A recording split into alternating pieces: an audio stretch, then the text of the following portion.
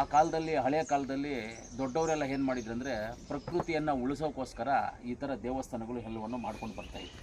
ಇವತ್ತು ಆ ಪ್ರಕೃತಿ, ಆ ದೇವರಲ್ಲಿ ಇರೋದ್ರಿಂದನೇ ಈ ಪ್ರಕೃತಿಯೆಲ್ಲ ಇದೆಲ್ಲ ಉಳಿದಿರೋದು, ಈ ಮರ ಗಿಡ ಇದೆಲ್ಲ ಉಳಿದಿರೋದು. ಇಲ್ಲಾಂದರೆ ಯಾರೋ ಜನ ಬಂದುಬಿಟ್ಟು ದರ್ಖಾಸ್ತೆಲ್ಲ ಹಾಕ್ಕೊಂಡು ಜಮೀನು ಮಾಡ್ಕೊಂಡು ಮರ ಗಿಡ ಎಲ್ಲ ಹೊಡೆದ್ಬಿಟ್ಟು ಎಲ್ಲ ಹೋಗಿ ಜಮೀನುಗಳು ಮಾಡಿಕೊಂಡು ಇರ್ತಾಯಿದ್ರು. ಇವತ್ತು ಪ್ರಕೃತಿ ಉಳಿದಿದೆ ಅಂತ ಹೇಳಿದ್ರೆ ಅದಕ್ಕೆ ಕಾರಣ ದೇವಸ್ಥಾನ.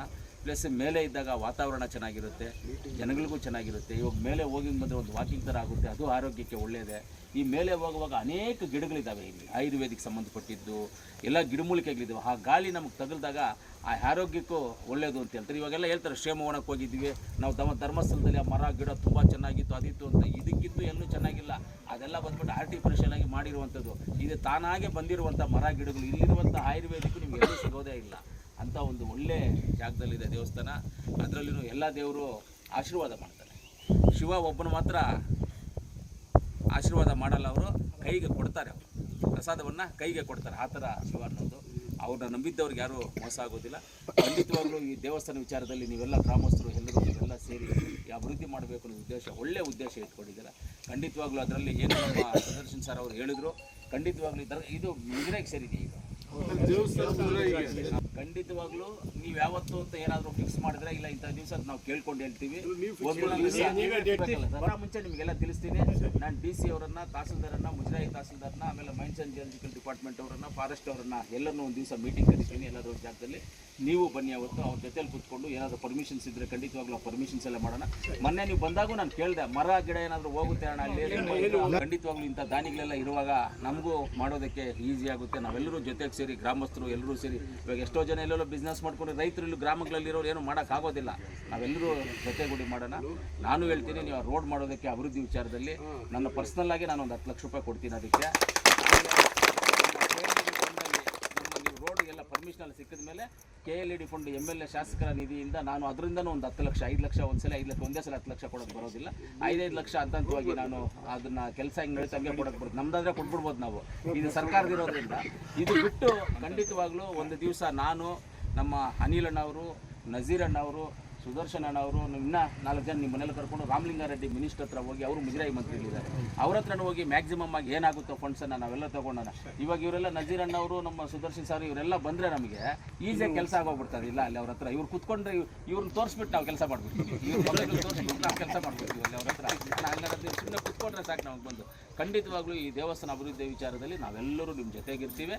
ಇಷ್ಟೇ ಅಲ್ಲ, ಆ ದೇವರಲ್ಲಿ ನಾನು ಎಲ್ಲರೂ ಚೆನ್ನಾಗಿ ಕಾಪಾಡಪ್ಪ. ನೀನು ನಮಗೆ ದುಡ್ಡು ಕೊಟ್ಟು ನೀನು ಅದರಲ್ಲಿ ಎಷ್ಟು ತೊಗೋಬೇಕು ತಗೋ, ನಾವೇನು ಬೇಡ ಅನ್ನೋದಿಲ್ಲ, ಎಷ್ಟು ಬೇಕೋ ತಗೋ.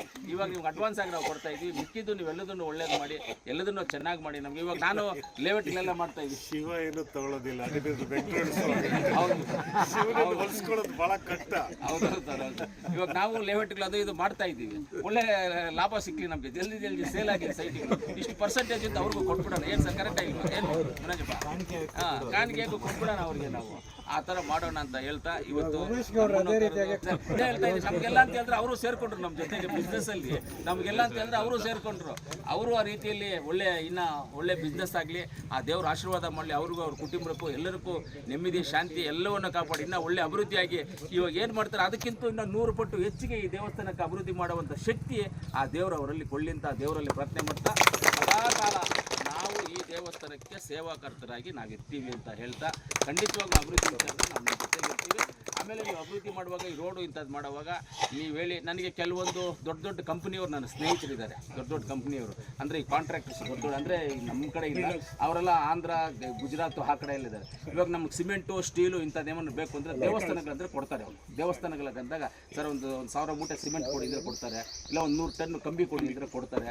ಈ ಥರ ನಾನು ತುಂಬ ಜನ ಕೊಡಿಸಿದ್ದೀನಿ. ನಮ್ಮ ದೇವಸ್ಥಾನ ಕೊಡಿಸಿದ್ದೀನಿ.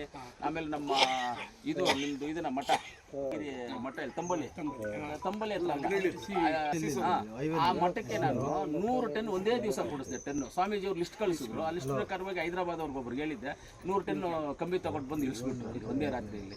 ಆ ಥರ ನಾವು 300 ದೇವಸ್ಥಾನ ಕೊಡಿಸಿದ್ವಿ. ಅನೇಕ ದೇವಸ್ಥಾನಗಳಿಗೆ ಅವ್ರ ಕಡೆಯಿಂದ ಅವರು ಸಹಾಯ ಮಾಡ್ತಾರೆ. ಅಂಥದ್ದೇನಾದರೂ ನಮ್ಗೆ ನೆಸಿಟಿ ಇದ್ದಾಗ, ಸಿಮೆಂಟು, ಕಂಬಿ ಈ ಥರ ನೆಸಿಟಿ ಇದ್ದಾಗ ನೀವು ಹೇಳಿದ್ರು, ಆ ಕಂಪ್ನಿಯವ್ರಿಗೆ ಹೇಳ್ತೀನಿ. ಅವ್ರು ಹೈದರಾಬಾದಲ್ಲಿ ನಾನು ತುಂಬ ಕ್ಲೋಸ್ ಫ್ರೆಂಡ್ಸ್ ಅವರೆಲ್ಲ ನನಗೆ. ಅವ್ರಿಗೆ ಹೇಳಿದ್ರು, ಅವ್ರು ಕಂಬಿ ಸಿಮೆಂಟನ್ನು ಫ್ರೀಯಾಗಿ ಬರ್ತಾರೆ. ಏನು ಯಾವತ್ತನ ಅವ್ರು ಕರೆದ್ಬಿಟ್ಟು ಒಂದು ದೇವಸ್ಥಾನದಲ್ಲಿ ಒಂದು ದರ್ಶನ ಮಾಡಿಸಿ ಒಂದು ಹೂನಾರ ಹಾಕ್ಬಿಟ್ಟು ಅವ್ರಿಗೊಂದು ಪ್ರಸಾದ ಕೊಟ್ಟರೆ ಸಾಕು, ಆಟ ಆಡ್ಕೊಂಡು ಹೋಗ್ಬಿಡ್ತಾರೆ ಅವರು. ಅದೇ ಅಷ್ಟೇ ಅವ್ರು ಕೇಳೋದು. ಒಂದು 4 ಪ್ರಸಾದ ಕೊಡಿಸ್ಬಿಟ್ಟು ಆಯಿತು ಅಂತ 4 ಜನ ಜೊತೆಗೆ ಮಾತಾಡ್ಬಿಟ್ರೆ ಖುಷಿ. ಅವ್ರು ಅವತ್ತೆಲ್ಲ ಹಬ್ಬನೇ ಅವರಿಗೆ. ಅಷ್ಟು ಒಳ್ಳೆಯವರಿದ್ದಾರೆ. ಖಂಡಿತವಾಗ್ಲೂ ನಾವೆಲ್ಲರೂ ನಿಮ್ಮ ಜೊತೆ ಇರ್ತೀವಿ ಸರ್. ಖಂಡಿತವಾಗ್ಲೂ ನಾವೆಲ್ಲರೂ ಮಾಡೋಣ. ನಮ್ಮ ಸೋಮಣ್ಣವ್ರು ಇಂಥವ್ರು ಹಿರಿಯರ ಆಶೀರ್ವಾದ ಇರಲಿ.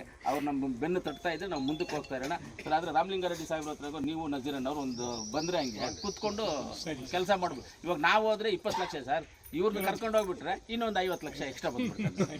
ಆದ್ದರಿಂದ ಇವರೆಲ್ಲ ಜೊತೆಗೂಡಿ ನಾವೆಲ್ಲ ಹೋಗೋಣ ಅಂತ ಹೇಳ್ತಾ ನಾನು ಮಾತನ್ನು ಮುಗಿಸ್ತೀನಿ.